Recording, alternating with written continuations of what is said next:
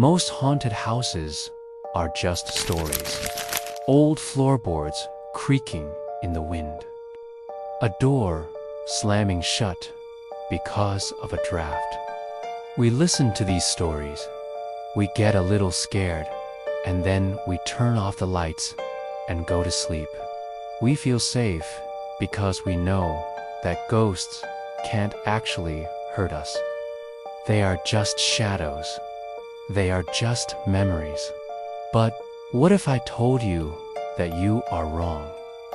What if I told you there is a house in Atchison, Kansas, where the ghosts don't just scare you. They touch you. They push you. And if you are unlucky, they will make you bleed. This is not a legend. This is the most documented case of violent paranormal activity in American history. This is the story of the Sallie House, and be warned, the entity inside this house does not like men, and it does not like being ignored. To look at it, the house at 508 North 2nd Street looks perfectly normal. It is a modest, white brick house. It looks like a place where a happy family would live. It looks safe, but the locals know better. They know that this house has a hunger. The story begins in 1993. A young couple, Tony and Debra Pickman, were looking for a fresh start. They had a newborn baby boy. They needed a home. When they found the house on North 2nd Street, it seemed perfect. It was affordable. It was quiet.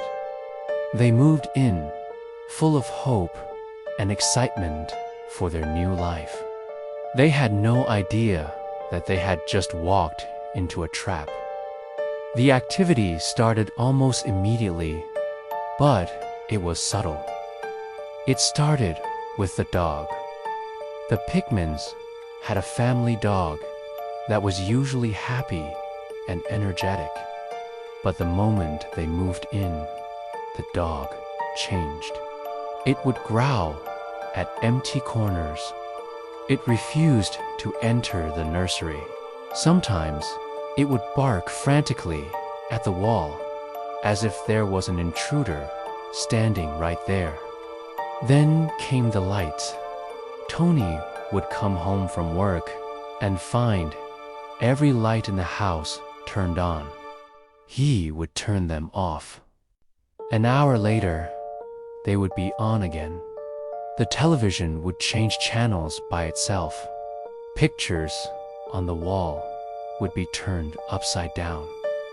Tony and Debra tried to be rational. They told themselves it was old wiring. They told themselves it was just the wind. But deep down, they knew something was wrong. The air in the house felt heavy. It felt like they were being watched. Then, the activity moved to the nursery. This is every parent's worst nightmare. One night, Debra went into the baby's room and found the teddy bears arranged in a circle on the floor. She put them back in the toy box. The next morning, they were back in a circle. But the entity didn't just want to play with toys. It wanted to be noticed. The first physical attack happened to Tony. He was sitting in the living room, watching TV, when he felt a sharp, burning sensation on his back. It felt like a cat had scratched him. But they didn't have a cat. He pulled up his shirt and showed Debra. Her face went pale. On Tony's back were 3 long, red scratches. They were deep. They were bleeding. and they were swollen. This became the signature of the haunting. 3 scratches. Paranormal investigators call this the mockery of the Trinity. It is a sign that the entity is not a human ghost. It is something darker, something demonic. As the weeks went by, the attacks on Tony got worse. It seemed to target him specifically. While Debra would sometimes feel a cold breeze or hear a whisper, Tony was being hunted.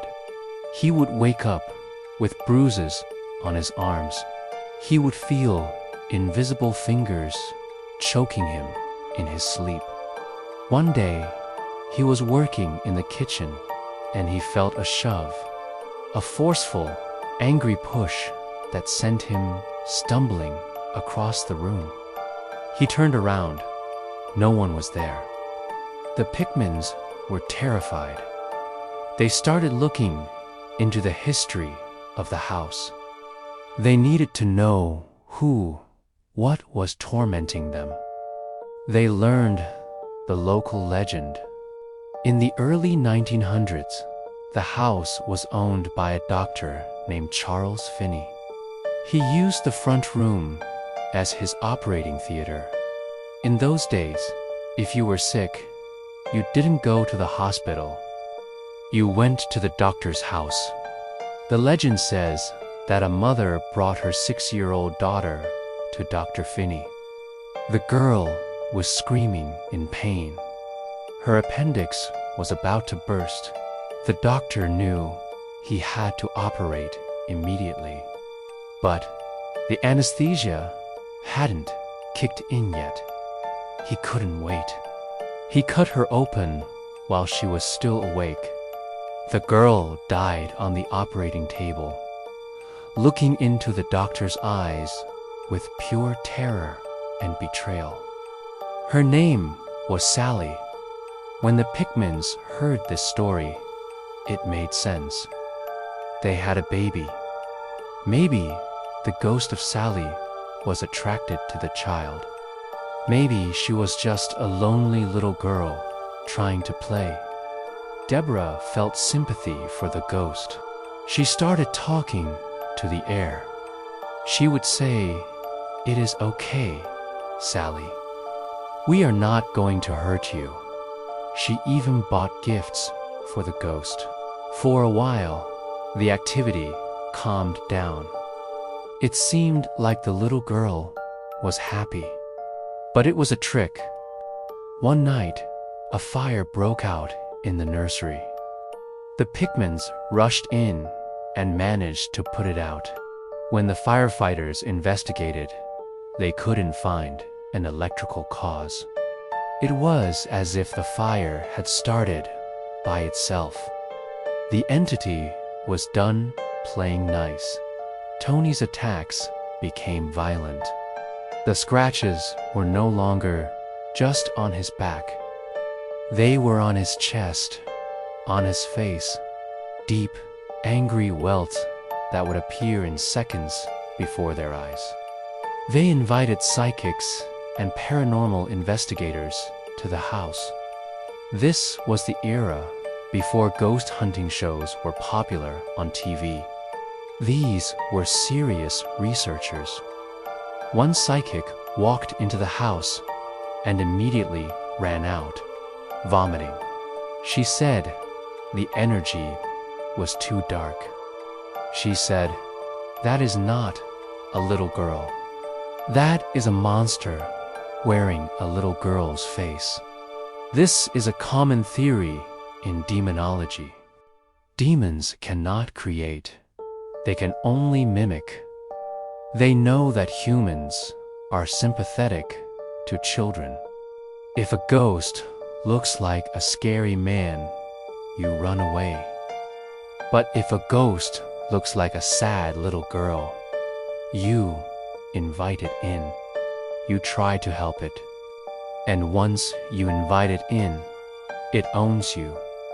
The entity in the Sallie house tricked Debra. It used her motherly instinct to gain power. And it used that power to hurt Tony. Why Tony? Why only men? The theory goes back to the doctor. Sallie died at the hands of a man, a male doctor who caused her immense pain. The entity, whatever it is, holds a grudge against the male gender. Every time Tony walked into a room, the entity saw the doctor. It saw the person who killed it. The breaking point came when the Pickmans realized their baby was in danger. They would hear a man's voice growling in the baby monitor.